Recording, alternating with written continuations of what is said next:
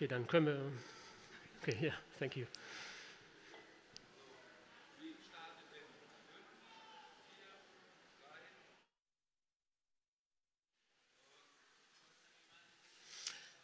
Hello everyone, here at the Museum of Natural History.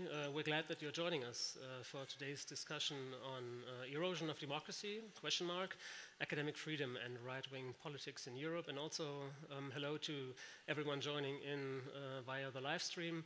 And just for you, since this is an open space, we'll have people close by to our discussion, so if you hear noises, that's where they are coming from, but it shouldn't really disturb you following our conversation. So welcome to you, and welcome to our two panelists, whom I will introduce briefly in the next seconds.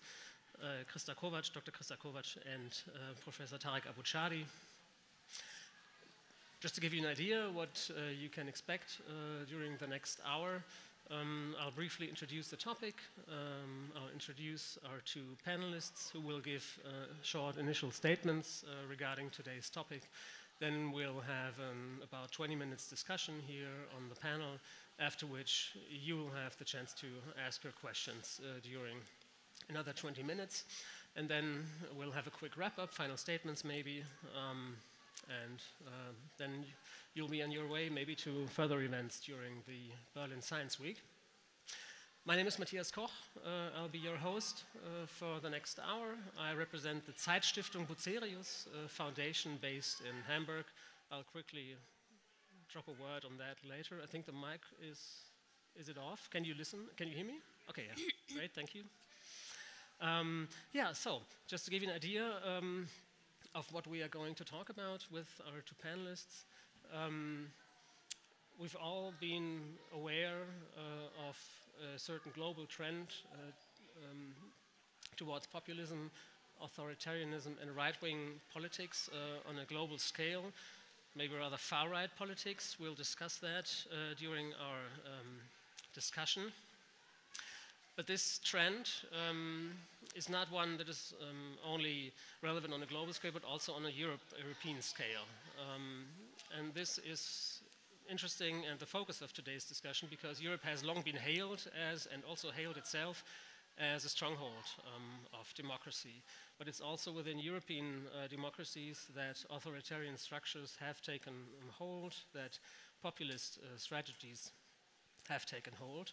Think, for example, of the research of Shalini Randeria, who speaks about soft authoritarianism and thereby tries to describe the shifts in political landscapes and the fact that the somewhat clear distinctions between autocratic and democratic regimes in some parts of Europe do not longer apply. Those soft authoritarian regimes apply the rule of law to hollow out the rule of law, for example. And she explicitly mentions Hungary and Poland. With regard to the global scale, we also think of the Academic Freedom Index, for example, funded by the Volkswagen Foundation, that in its recent survey of 2023 observes that in 22 of 179 countries worldwide, there have been significant decreases in academic freedom, meaning that almost half of the world's population lives within structures where academic freedom is restricted in one form or another, and this also applies to European countries. One major aspect that we'll talk about is the interrelation of democracy and academic freedom, a major point of today's discussion. And hinting at the title, Erosion of Democracy, I think the term erosion is also very well chosen here because, as you know, in geology, it refers to a gradual process of wearing something off, of tearing something down. And I think specifically with regard to European democracies, this type of gradual process of wearing off democratic structures is something that we, as members of liberal societies and as researchers, are obviously very well aware of and have to make ourselves aware of.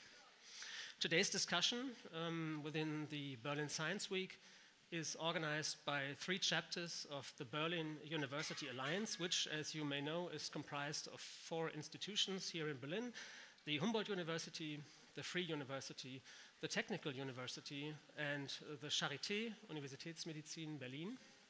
And those three chapters of the BUA, the Berlin University Alliance, are the cross-cutting theme internationalization, the Berlin Center for Global Engagement, and the Oxford-Berlin Research Partnership.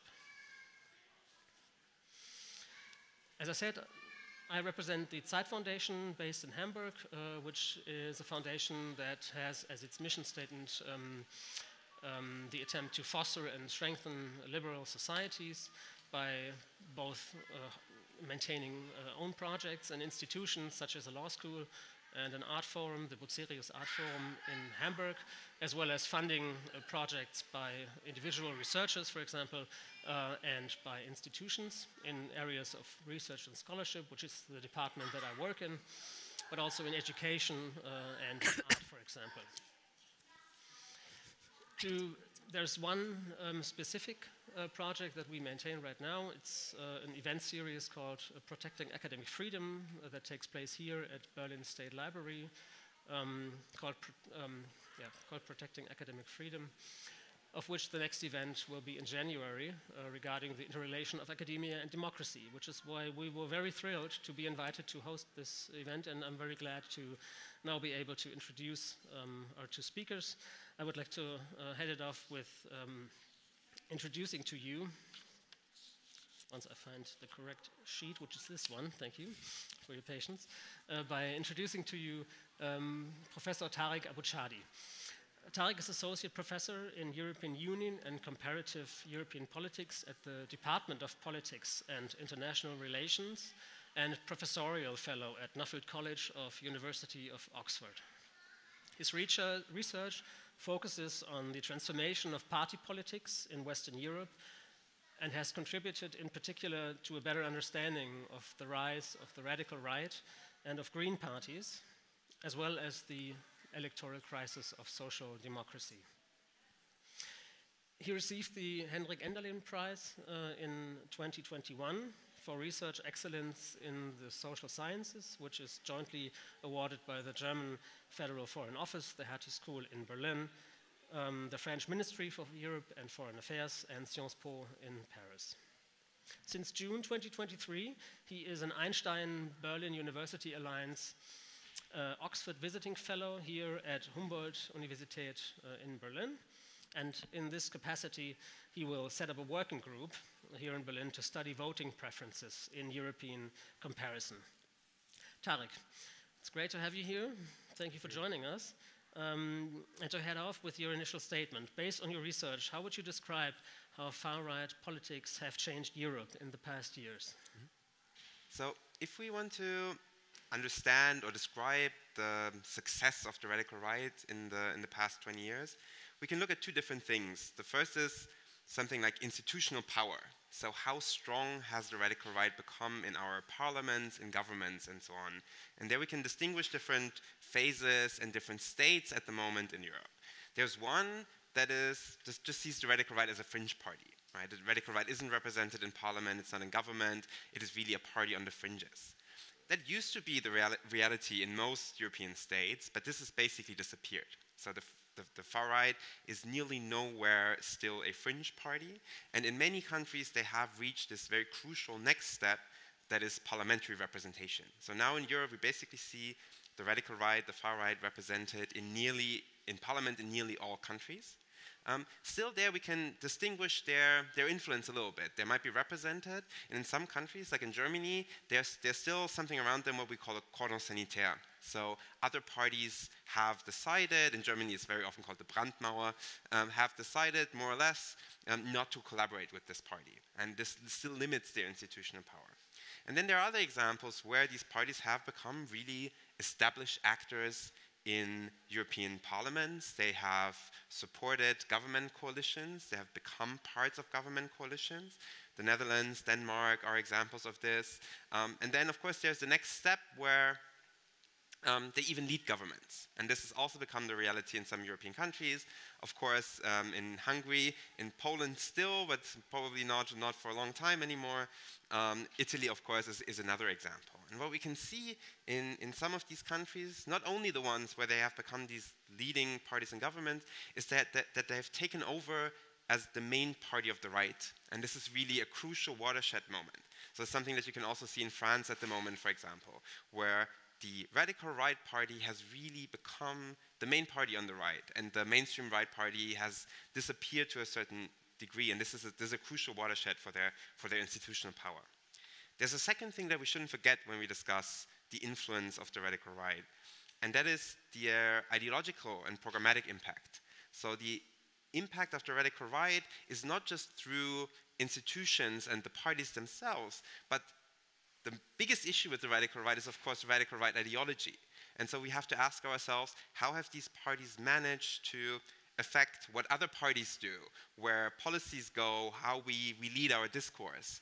And there as well, we can see a strong impact of the radical right. We can measure this when the radical right becomes more successful. Other parties shift their positions on immigration, for example. If you look at rhetoric, and I like to do this with my students sometimes, you take a radical right statement, you don't give them the name of the party or the politician, you take a radical right statement from the early 2000s, let's say for Pim Fortuyn, and then you take a contemporary mainstream right politician statement, let's say Jens Spahn, for example, and they will very often not be able to distinguish these statements anymore because what used to be radical right positions on many issues have become positions of the mainstream or have become positions that mainstream parties, governments have taken up. So we always have to keep these two things in mind, I think, when we want to assess where the radical right currently is. Thank you very much for this. You will have, as I mentioned, you will have the opportunity to ask questions, and we will take the aspect that you just mentioned, and you will mention as well in your statements, into our discussion, and please feel free to keep in mind your questions regarding those for later on. Thank you, TARIK, for your statement. Opening up the discussion, I would like to transition to introducing to you Dr. KRISZTA KOVÁCS as our second panelist. She is a senior research fellow at the Wissenschaftszentrum here in Berlin at the Cluster of Excellence Contestations of the Liberal Script, or short SCRIPTS. And there she works within the project Science Friction, Patterns, Causes and Effects of Academic Freedom Contestations. She is also an associate professor at ELTE University in Budapest at the UNESCO Chair for Human Rights. She worked for more than 10 years as an advisor at the Hungarian Constitutional Court and as a liaison officer at the Venice Commission of the Council of Europe. Her research is mainly focused on international human rights, on comparative politics, constitutional law, and on academic freedom. KRISZTA, following this brief introduction to you and your work, what effect had the rise of far-right politics on the state of academic freedom in Europe, particularly? Thank you. Thank you so much. I'm really grateful for the opportunity to speak about my research today. And today it is about academic freedom. Let me say that for a long time, academic freedom had been taken for granted in Europe, right? But recently there have been dramatic declines in the so-called academic freedom index, what MATTHIAS Koch has already mentioned. This is, by the way, an index that was prepared by two colleagues of mine, Katrin Kinzelbach and Janika Spanagel. They also work in this research team, Science Friction. What is this index is about? It measures the state of academic freedom in each country, and it does so based on the evaluation of more than 2,000 scholars worldwide. And you probably noticed that I used the term academic freedom and not, for instance, freedom of science, right? And this is because these two terms are not the same. If we talk about the freedom of science, it is an abstract term, it is an umbrella term. It encompasses the the right to science, which is a right, which is a human right. Every human being has the right to engage in scientific activity to discover what is truth. So if, for instance, if we make experiments at home, we are engaged in scientific activity. But there is another side, which is academic freedom. And this academic freedom is a professional freedom. So it's the professional freedom of the researchers, like us, who chose to do research as a profession, right? And this is measurable in a way. So today I'm speaking about this term, so academic freedom, and as I have mentioned already, there have been dramatic declines recently in the field of academic freedom in many European countries, most notably Hungary, Poland, but also in Russia and Turkey.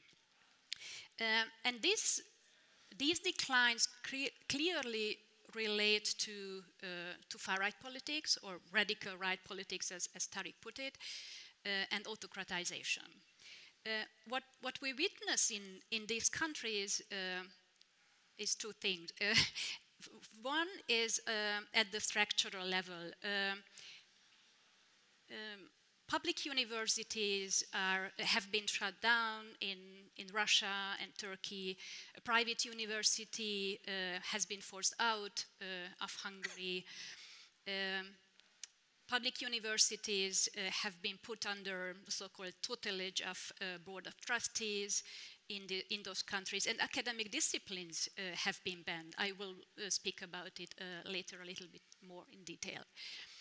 And we also see that there are problems at the individual level. So researchers who criticize this face intimidation, career blocking, or even dismissal.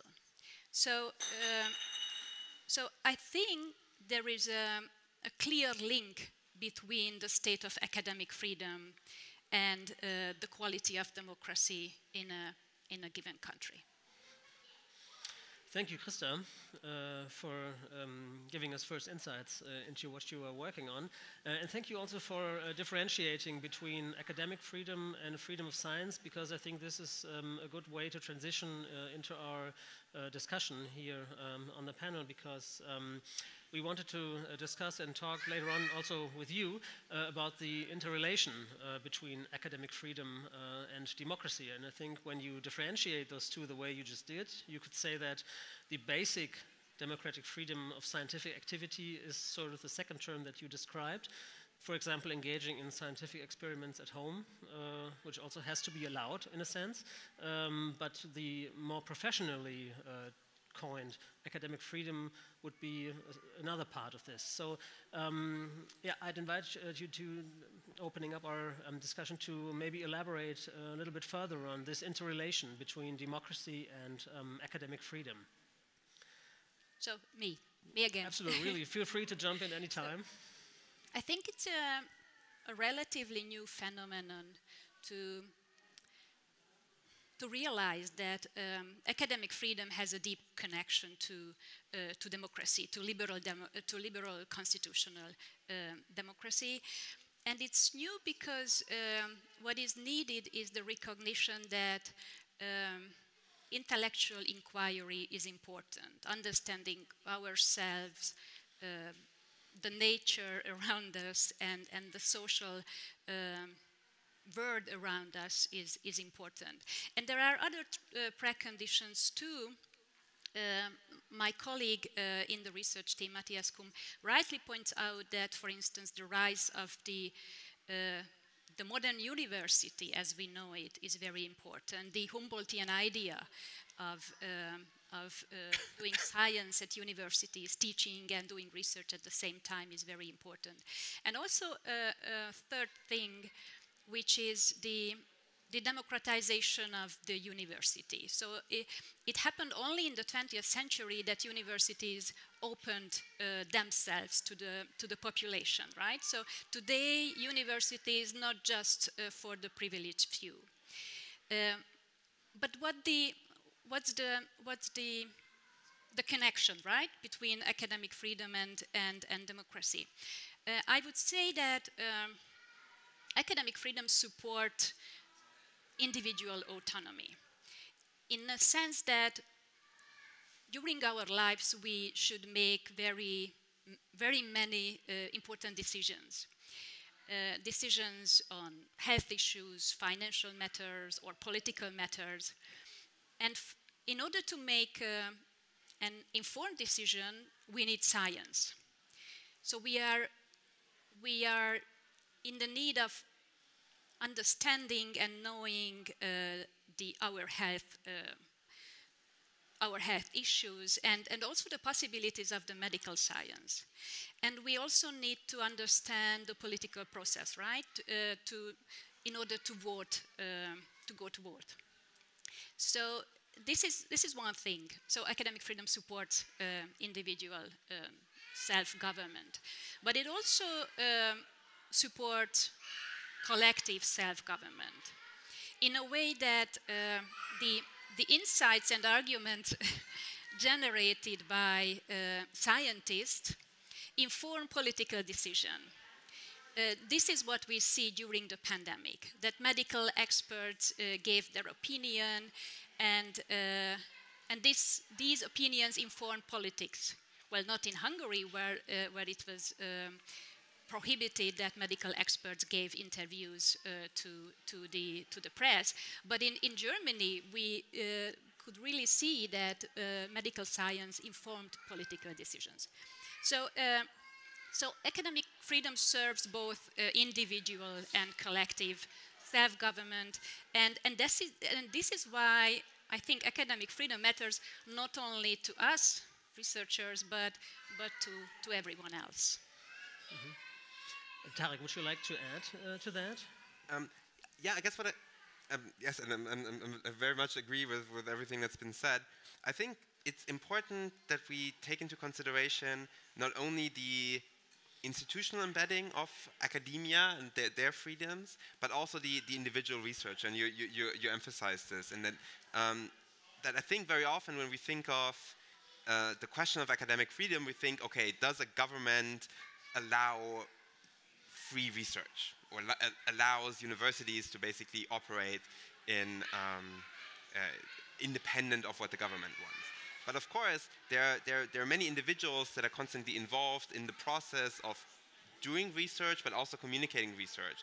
So what we have to think about, if we think of especially also the radical right or the far right onslaught on academic freedom, is that it doesn't only happen when the radical right is in power, but of course it happens very concerted in spaces like on social media, for example, right? So that that academic freedom doesn't only mean I don't go to prison if I say something that the dictator doesn't like, but it means to be able to communicate with the broader public without being threatened, for example. And the Netherlands is a good example where there was a group that very specifically targeted women scientists who were visible in the public, some of them political scientists doing research on the radical right, but also virologists, for example, who's kind of the Christian Drosten equivalent in the Netherlands, when they were very specifically targeted with, for example, stickers on their door at home that says, "We see you," right? And so there were these really extreme tactics of intimidation, and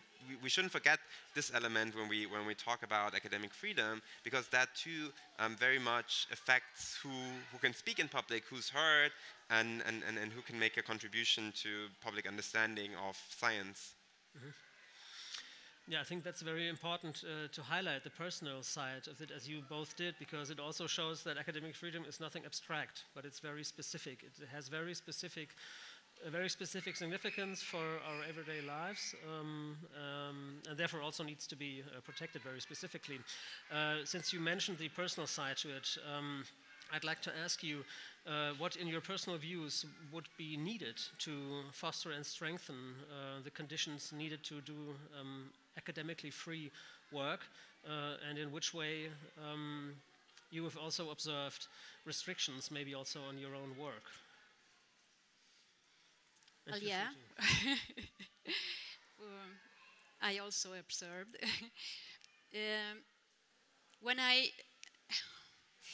when I don't conduct research on academic freedom, then I research the rule of law situation in Central Europe, in Hungary and Poland.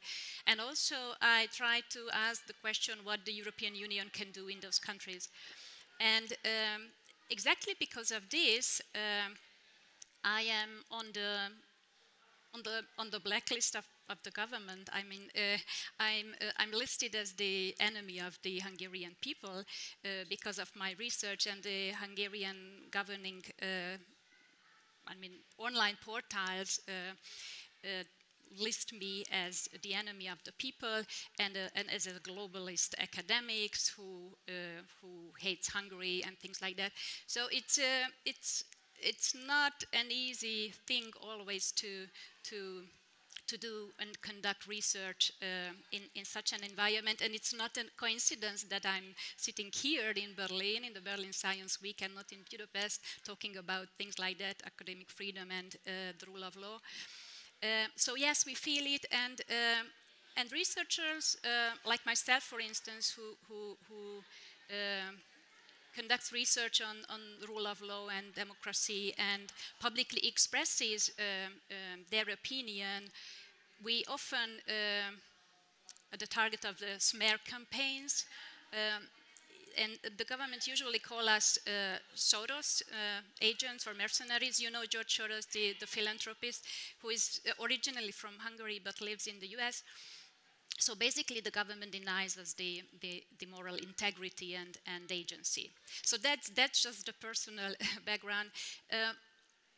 Yeah, Tariq, maybe you can add something to that, because it's also important. Yeah, and obviously speaking from a very privileged position where right, I don't have these institutional barriers at all.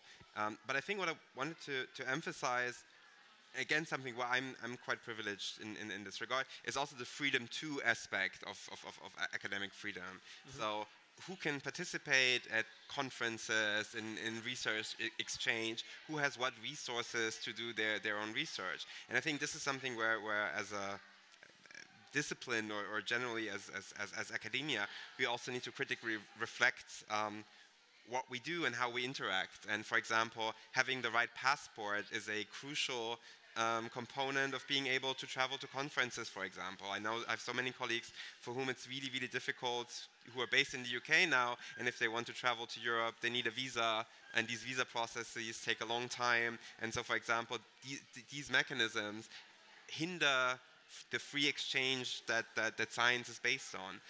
And so also in academia, we see these struggles that are, for example, based on citizenship, really reproduced very often.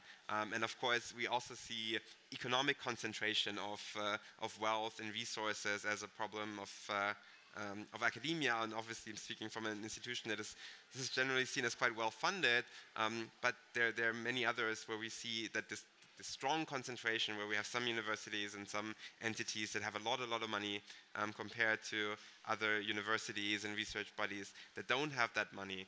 Again, if we think from a perspective to the freedom of doing, the freedom to do science the right way, we should also ask ourselves and critically reflect on the political processes that have not seen an increase in spending on science, research, and education in the last year, rather to the contrary. Mm-hmm. Yeah, I think that's also a very important distinction that you said, the freedom to, because if you take sort of a traditional concept of freedom, it would always be double-sided, right? It's a freedom from oppression, for example, and the freedom to, for example, have access to funding, for example, and the question of whether or not that is distributed in an equal way. Absolutely. Since we now talked about academic freedom, I would like to, for sort of the second part of our discussion, to transition in a way to the right-wing, or rather far-right politics that make up the second part of the pair of freedom and democracy, namely democracy, that we talked about. And Tariq, I'd like to ask you, what are the factors that have contributed to the rise of far-right politics in the last year? Yeah. So what we usually do when we try to make sense of this, and of course it's a it's a difficult thing to study. It's very multidimensional. There's not one reason for the rise of the radical right, and certainly there's not one across countries and times and so on. So one challenge as a researcher is to somehow reduce this complexity and have certain concepts that we can use to put some order into the chaos. And one thing that we usually distinguish is questions of demand and supply. So demand is what people want from politics. And so when we think about the rise of the radical right, we can think of the issues that people, that are important to people when they vote for the radical right, when they support the radical right. Here, and this is not going to come as a surprise to anyone, of course we know that immigration is the #1 issue. Immigration has been the #1 issue that has fueled the rise of the radical right. What we also know is that it has less to do with actual numbers of immigration.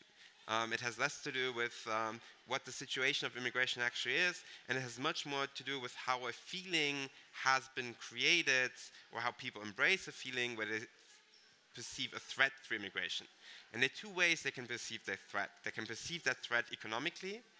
That is, for example, I'm competing with migrants for work, and they can see that threat culturally, right? So immigrants are coming, for example, that have a different religion, and I see the basic principles that I believe our nation should embrace eroded through that immigration. And these two things really make a core of the demand for the radical right. But it's important to keep in mind that it's not only immigration. And another element that's really essential in this demand for the radical right is what we call authoritarianism. Here, authoritarianism less as this form of government that is the opposite of democracy, but more as a personality trait, in the sense that you want societies organized top-down, you want law and order, you want things to work a certain right way for everyone, instead of being more free and bottom-up. And that authoritarianism is a core of the radical right, and with that perspective, it embraces different topics. Immigration is one. Something that is increasingly really becoming an issue of the radical right is the field of gender politics. So where the radical right really embraces this anti-gender, anti-LGBT positions. And again, from a very authoritarian, we know what is normal and everything else is deviant. And this is a logic really that fuels the radical right. That's from the demand side. From the supply side, then, this is what do political leads, other political actors do. Here, the most important actor is the radical right itself. So do they have a functioning organization? Do they have politicians that are skilled politicians? Or are they very much in infighting? Do they have enough money? And all of these things. And there you can already see the self-reinforcing process. When the radical right becomes institutionalized, they get more resources, they become more attractive for opportunist politicians. And because of this, we see this reinforcement.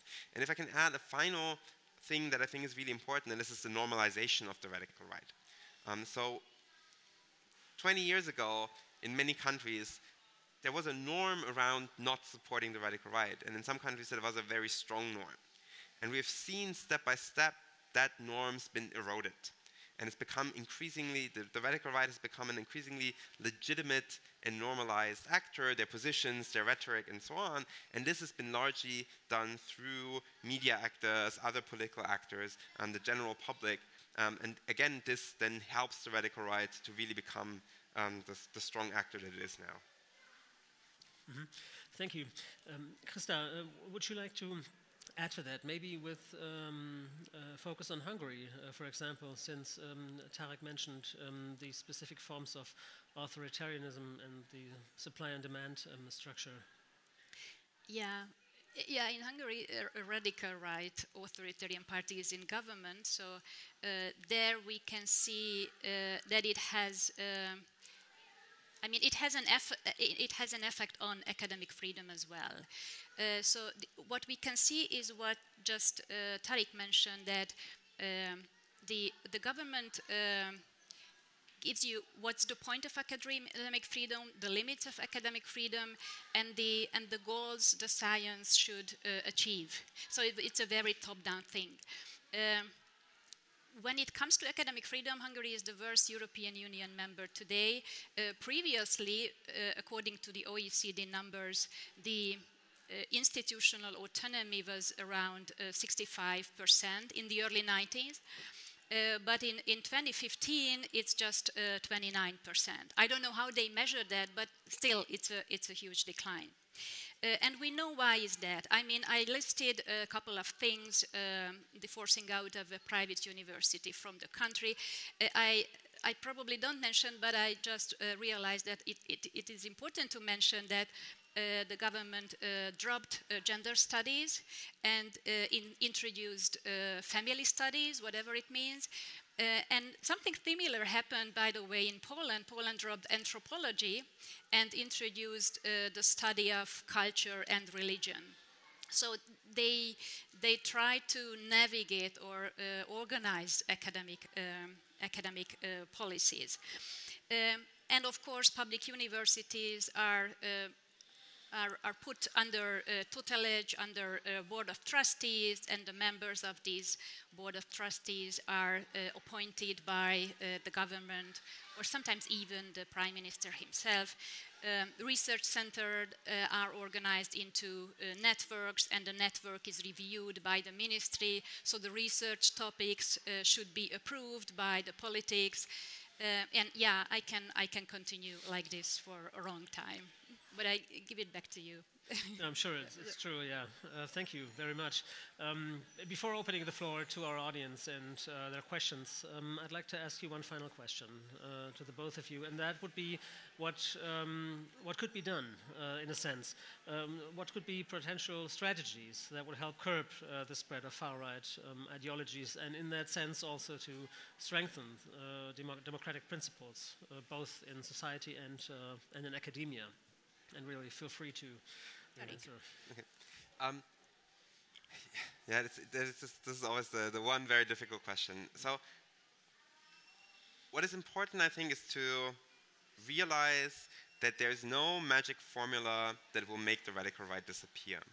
And I think in the next year or 5 years or even probably 20 years, the radical right has become an established actor in European democracies. And this is something that to a certain degree we have to live with for now. I think very often in the attempt to make the radical right disappear again, things actually have been done that strengthen the radical right. And I'll talk about this in a second. This doesn't mean that we should be, we should give up and say, well, they're just there, well, whatever. It means that we need to think of containment more than of strategies of how they will be gone again. And this is, I'm not happy to say this, but I think this is the truth of where we are right now, because in many countries we really see this step-by-step development where the radical right is becoming the main actor of the right, where the radical right is leading governments and so on. And once you've reached that point, you're starting to play a completely different game. Then really the game is about democracy itself. It's not about policies and directions within democracies anymore. But then it's really about the survival of democracy, and this is a very different game to play. What I can say is a couple of things that we shouldn't do. The most important thing is we shouldn't accommodate the radical right. So the idea that we need, the idea that many politicians pursue to say we need to win voters back from the radical right by becoming a light version of the radical right has not worked. It hasn't worked anywhere. It's not going to work. People at the end of the day will vote for the original. So what in the short-term solutions are very difficult, right? It has a lot to do with ups and downs of salient cycles of what do we talk about. But they're again not talking about immigration every time, kind of like 95% of the day. If I listen to the radio in the morning at the moment, it seems like, except for one other major issue at the moment, it seems this is everything everyone's talking about. And even when you're talking about immigration, there are very different angles to talk about immigration. Do you focus on deportation, or do you focus on the humanitarian aspect of it? Do you actually talk to people who have fled their countries because of war and hunger and so many things? Or do you talk to the AfD politician who uses them for their own political goals? So these are some short-term things where you can try to not feed the radical right attention cycle. And then in the long term, we need to ask ourselves how the fundamental insecurities that the big transformations that we're witnessing have created with people, that have led some people to, that have mobilized this connection of anti-immigrant, authoritarian attitudes with a certain type of insecurity, and how we can break these up and by politically creating higher levels of economic security, for example, by not giving up the progressive positions that we think we want to live in diverse societies, and we want to have policies that treat people equally. And if I can give one example of my own research where we can see a positive change in attitude. So what we've studied is the impact of marriage equality legislation on attitudes. And while generally we can see in Europe that attitudes have become much more positive toward gays, lesbians, bisexuals, what we can show is where these laws have been passed, or where same-sex marriage has been passed, these attitudes become much more positive much more quickly. So by creating progressively inclusive institutions, we also make people more inclusive and more accepting of diversity. And so sometimes it's important to change laws and change policies also against majorities to then affect how people think about the world. Thank you, Tarik. KRISZTA, would you like to add to that? Well, yeah, maybe a couple of things. How can we strengthen academic freedom? I think the European Union could do a lot in this sense. As we all know, in every university there is a self-governing body. Usually we call it a senate. And this self-governing body is responsible for making decisions or educational matters and matters of research matters. And if you think about an authoritarian country, in this country and the university is captured, which means that the decisions on education and research is not made by this self-governing body, but it is a decision made by the government or the ministry. So it's a top-down decision. So I think here the EU could do more. The EU could demand to restore the Senate's right or the self-governing body's right to decide on educational and research matters. And also, it will also help if the European Union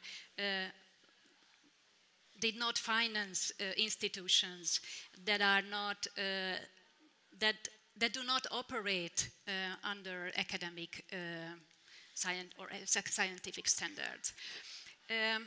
And also, I think universities from other countries like Germany can help by organizing networks with the remaining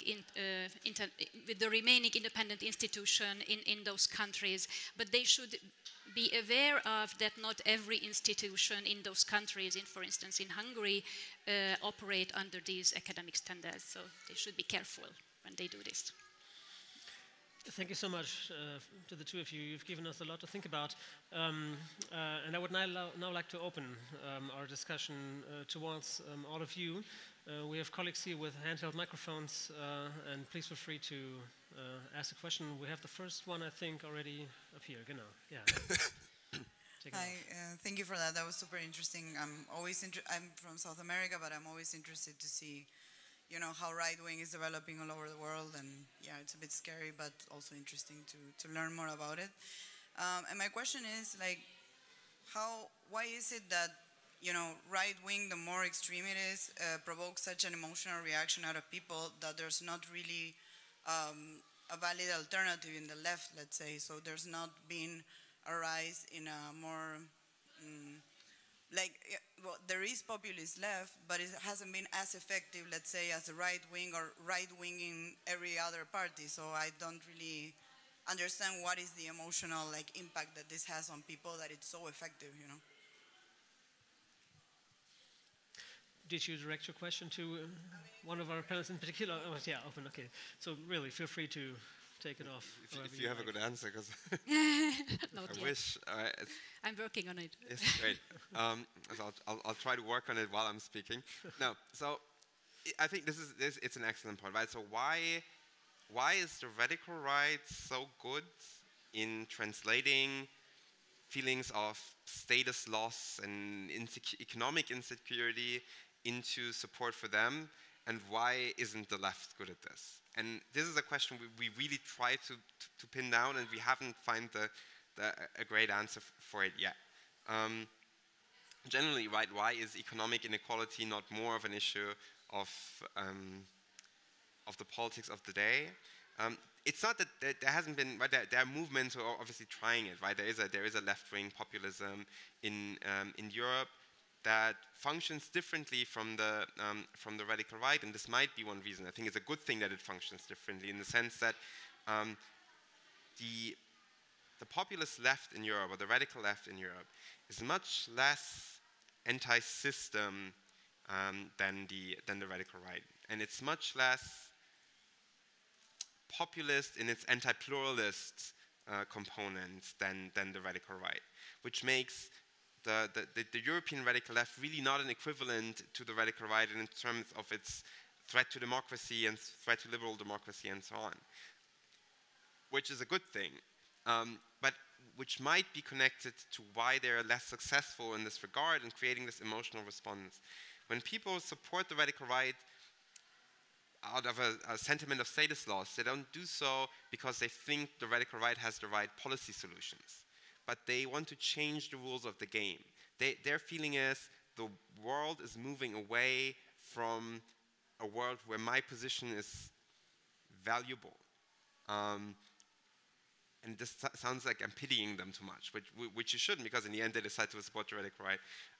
But that insecurity is translated really into a demand that means changing the rules of the game.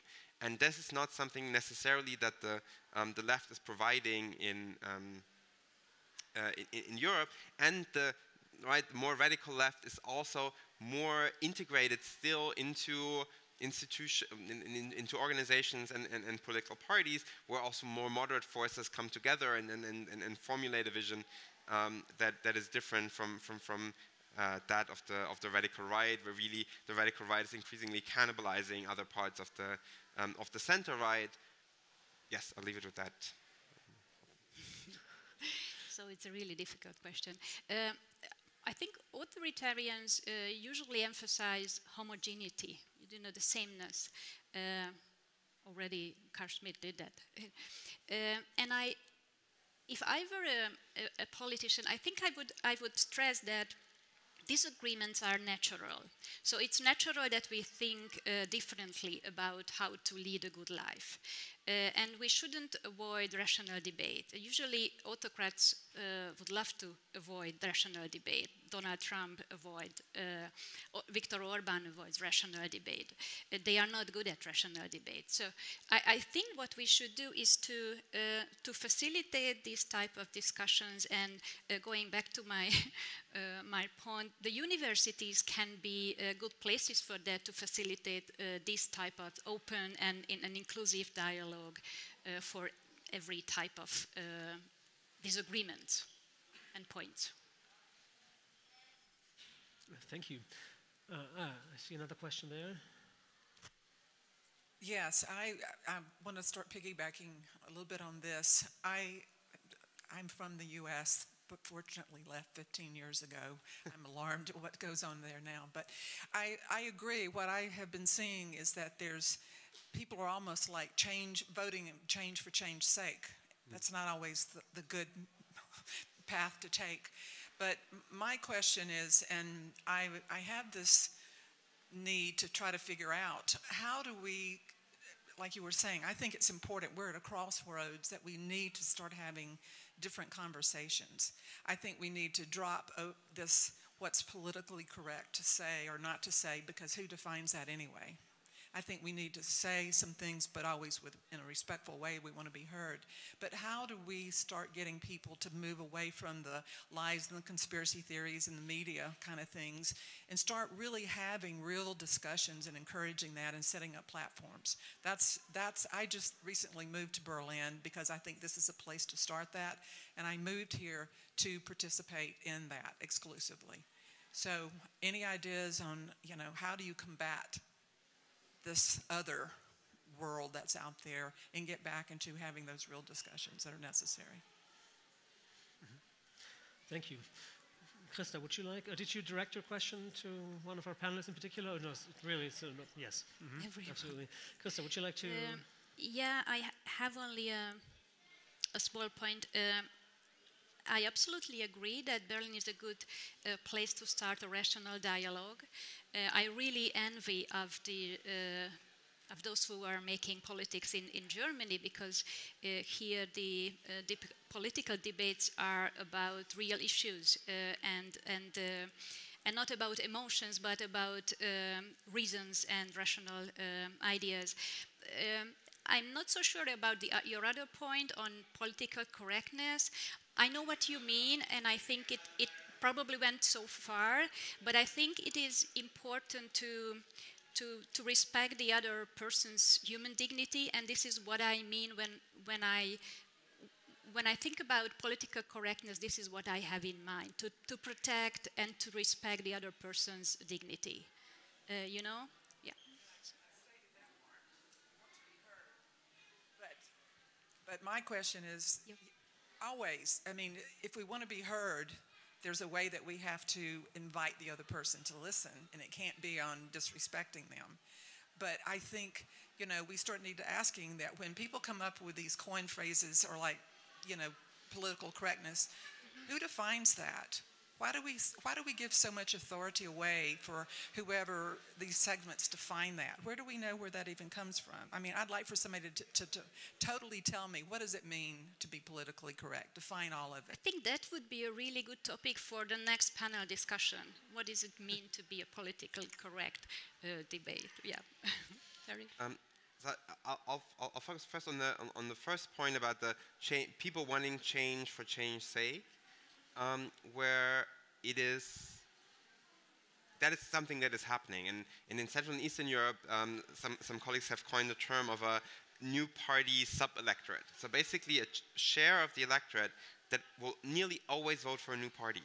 And there are mechanisms for this. It has a lot to do with an anti-elite sentiment, but in these countries, for example, a lot with corruption as well.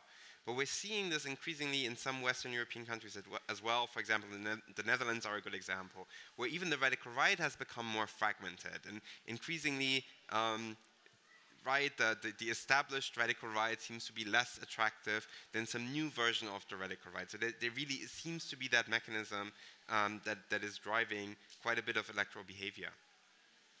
And the last one on how we engage people who have gone down the rabbit hole, conspiracy theories or conspiracy ideologies.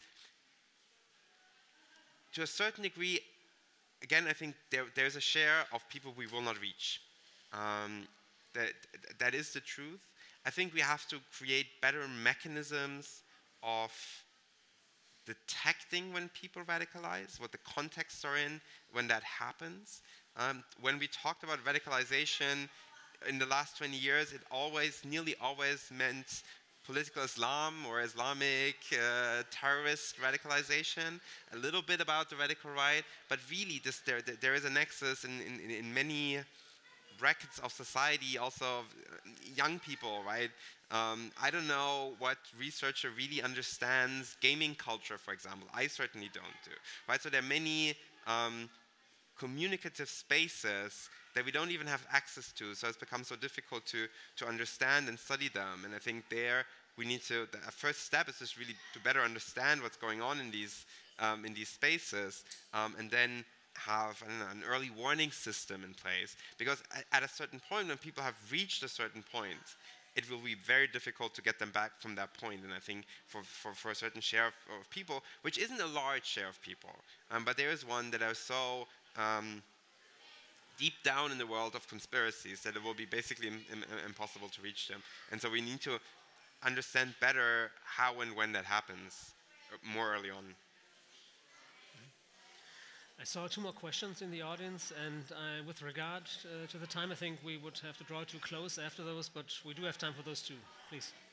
I think my question went in a similar direction, because like going down the road of becoming more radical right-wing, let's say, like how, yeah, it's about how to talk to people, how to get them back. I mean, you said some people can't be reached anymore, but on the transitioning there, some people, I feel like more and more people are not reachable through rational debate, right? But while they still are a little bit like, what are the right questions to ask or the right approach? Because just saying like what you're saying right now is racist doesn't really help usually. And do you have the best practice for that context? Tarik, this is a question for you.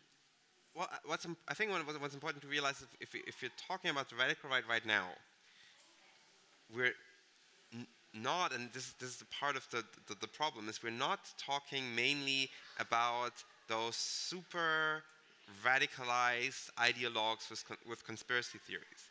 In Italy, more than 40% of the electorate voted for the radical right. In Poland, more than 40% still voted for the radical right. So we're talking about a much broader phenomenon, and there, what we need to ask is how such a large share of people has come to the conclusion that this is serving their interests.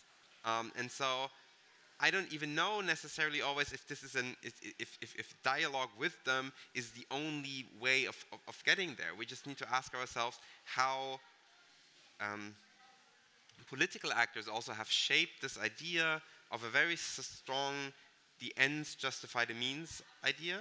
So many people don't particularly like Donald Trump, but they are still convinced that he will serve them in the right way, that will serve their goals, and that he is better than the alternative, and that whatever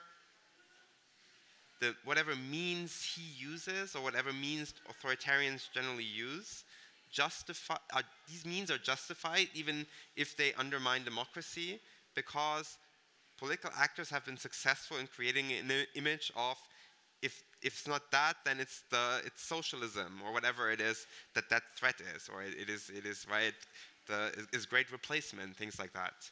And I think there's one of the big challenges. Thank you, Tarik. KRISZTA, would you like to add to that question, or should we? Okay, then we'll transition to our final question, please. Final question, please. Thank you. Just want to thank everyone as well. It's been a really fascinating discussion, so thank you for that. So overall, there's a bit of an old cliche that the younger sort of generations start off a lot more progressively leaning and sort of overall a lot more left-wing in their politics, and that people increasingly move further to the right as they age. But now we're seeing a lot more from data that actually younger demographics are increasingly voting for more authoritarian parties and overall less democratic solutions, probably in reaction to increasing sort of frequencies of major crises that people are facing. So my question is, what sort of strategies can we sort of employ in order to showcase democratic solutions to combat this rising desire for more authoritarian politics? That I can actually answer. I think democratic education would be an important thing. And what was missing in Hungary's 2 decades of democracy is a plan. How to teach the new generation what democracy is and why democracy is important. And I think that it is not something self-evident, you know, that we should work for it every day to make it happen. And it's not just a topic for a university seminar, but also something that pupils can talk about in the school. So, and yes, if the children don't learn very early the importance of democratic debate and the democratic process, that they don't cherish democracy. At least this is the lesson that I learned from the Hungarian political experience. So, starting with the diagnosis, it is true that younger cohorts, so it's not only age, it's actually younger cohorts are more progressive in terms of their attitudes. And we see more younger people voting for the radical right than older people. And it's also true. And this seems like a contradiction in the beginning, but it isn't necessarily. Because the reason why older people vote less for the radical right is they have still much stronger party attachments with traditional parties.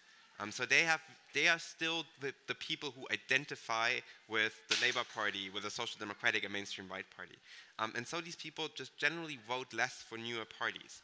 So with younger people, what we have is that on average, younger people are more progressive. But younger people are just much more willing to vote for a party that is not the center-right or the center-left. And because of this, we see this, what looks like a discrepancy. Among the young as well, not everyone's progressive, right? This is an average. And so we see these averages moving, but many young people are right-wing. What we see and what should worry us, and I think this connects this, is that the radical right is becoming more normal among younger people. So we see more young people saying they would potentially consider voting for a radical right party. And there we really again see this normalization of the radical right, and it makes a lot of sense if you grow up with everyone talking about, let's say, the Rassemblement National, as it were, just, you know, that candidate was in the presidential runoff twice, then obviously that it's much more difficult to have that stigma and the norm against these parties. And so there, I think, is like looking into the future is really the challenge, and this is political education, social education, to make sure that this normalization doesn't even increase among younger cohorts. Thank you so much. I'm sad to say we have run out of time for today's discussion. Obviously, the both of you, TARIK and KRISZTA, have given us a lot to think about further. I'd like to thank you again for sharing your insights with us today. I'd like to thank our audience for their time and questions. All there's left to say is take care, and if you plan to join further events here at the Berlin Science Week, enjoy them. There's a huge program waiting for you for the next couple of days, and KRISZTA and TARIK, you take care as well, and we'll see you at a future event. Thank you so much. Thank you for your attention.